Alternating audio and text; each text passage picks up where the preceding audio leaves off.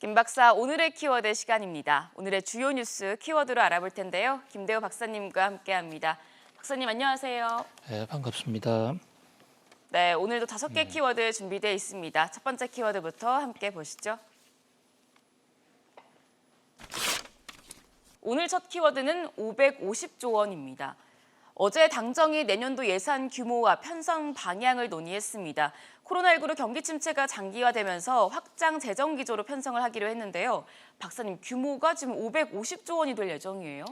예, 우리나라 헌법과 국가재정법에 따르면 새 회계년도가 시작되는 그러니까 1월 1일 이전 30일 전에 새 예산안을 확정하도록 되어 있고요.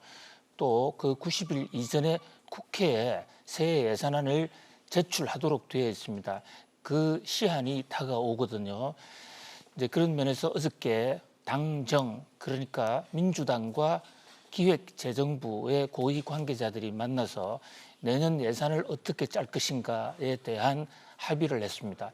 지금 집권 여당이 국회에 거의 3분의 2까지 육박하여 있기 때문에 국회 심의보다는 사실상 민주당과의 당정 협의 내용이 바로 새해 예산안으로 확정되는 것이 아닌가 해도 근데 그런 어떤 지적이 많습니다. 그런 관점에서 볼 때 어저께의 당정 이 합의 굉장히 중요하게 주목을 끌고 있는데요. 어저께 이제 나온 얘기로는 첫 번째 확장 기조로 가겠다. 그리고 지난해 또 지지난해 이 성장률에 준하겠다 이렇게 얘기했는데 현재까지 나오는 얘기로는 약 550조 원 정도가 편성이 될 것으로 보여요. 예. 올해 우리나라 예산이 512조죠. 그렇다면 내년에 550조는 올해보다도 9% 이상 늘어나는 또 하나의 좀 슈퍼 예산입니다. 현재 코로나 전국 때문에 경제가 어렵고 정부가 써야 될 돈이 많다는 점을 감안할 때 확장 재정의 그 기조는 뭐 나름대로 공감이 가는 내용이라고 할 수 있습니다.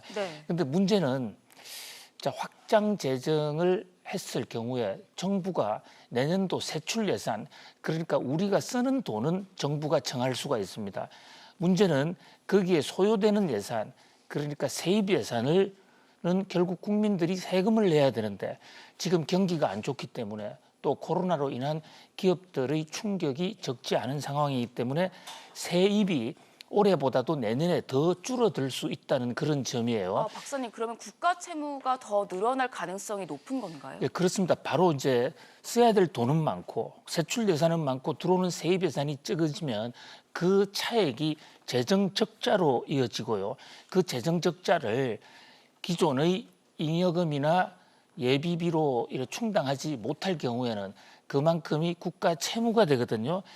그렇게 현재 이런 식으로 나갈 경우에 현재 지금 우리나라의 국가 채무 비율이 이미 GDP 대비 43.5%에 와 있습니다. 예. 올해 4차 추경을 하지 않는 경우에도요. 그렇게 되면 내년에 550조 예산을 짜면 국가 채무 비율은 44% 또는 그 이상으로까지 늘어날 수가 있습니다. 이에 대해서 어저께 당정 협의에서 김태년 의원 등은 우리나라의 재무 건전성은 미국과 일본, 독일에 비해서 아주 양호한 편이기 때문에 돈을 더 써도 된다 이런 시각을 보이고 있어요. 통계상으로 보면 민주당 의원들의 주장이 맞습니다. 예. 현재 우리나라의 재무 국가 이 GDP 대비 재무 비율이 서로 45%로 올라간다고 하더라도 OECD 평균치보다는 낮고 또 미국, 일본 등에 비해서는 상당히 낮은 편이거든요. 그런데 저기서 우리가 두 가지 주의해야 될 대목이 있습니다. 미국과 일본, 독일하고 비교를 하는데 미국과 일본, 독일은 이른바 이 국제 기축 통화 국가라고 했어요. 키 커런시 컨트리. 그러니까 그 나라의 돈은 세계에서 어디나 통용이 될 수 있습니다. 그 얘기는 그 나라 돈은 마음대로 찍어내도 된다는 얘기거든요. 그러니까 국가 채무로서 돈이 부족해졌을 때 정부가 엔 하나 마르크 하나 달러를 찍어내면 됩니다. 그런데 불행하게도 우리나라는 키 커런시 기축통화국이 아니에요. 예. 우리나라 돈은 다른 어느 나라에서도 지금 통용이 되고 있지 않고 심지어 같은 민족끼리라는 북한에서도 통용이 안 돼요. 그러니까 우리는 위기 시에 돈을 찍어낼 수 없기 때문에 미국, 일본, 독일하고 단순 비교는 매우 어리석다 이렇게 볼 수가 있고요. 또 하나는 우리나라의 이 인구 구조입니다. 우리나라는 미국, 일본, 독일보다에 비해서 이 인구 증가가 8년 정도 늦었어요. 그것은 중간에 한국 전쟁이라는 게 있었기 때문에 우리나라는 전쟁이 끝난 1953년 이후부터 인구가 폭증했는 데 비해서 미국, 일본 등은 1945년 2차 대전이 끝날 때부터 인구가 폭증했거든요. 이게 왜 우리 재정 건전성하고 관련해서 왜 중요하냐면요. 미국, 일본 등은 우리보다 8년 전부터 노년 인구가 늘어나서 그로 인해서 국가의 재정 지출이 많았고 그래서 재정 부채가 늘어난 건데 우리는 그렇게 아직 늘어나지 않았거든요. 오히려 2, 3년 후부터는 폭발적으로 지금 노년 인구에 지급해야 될 돈이 늘어납니다. 그렇게 되는 것을 감안할 때 미국, 일본의 현재의 이 채무 비율과 우리의 채무 비율을 단순 비교한다는 것은 매우 어리석다.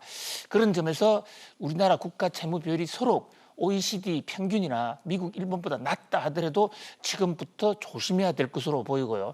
물론 이 코로나 상황에서 확대 재정을 한다는 데는 뭐 어쩔 수 없는 것이 아닌가라는 생각을 하지만 그래도 이 돈은 아주 절제 있게 불효불급한 데 써야 될 것이다. 그리고 아울러 이 경제가 어렵고 이럴 때는 확대 재정도 물론 중요하지만 그보다 더 중요한 것은 기업의 부담을 덜어주는 기업의 어떤 그 세금 부담 감경책 이런 것도 매우 중요하고 그것이 당정 협의에서 논의되었으면 좋았을 것인데 불행하게도 현재까지 들리는 소식으로는 기업의 감면을 통해서 경기 회복을 기해 보겠다는 그런 시도는 없는 것으로 보입니다. 예.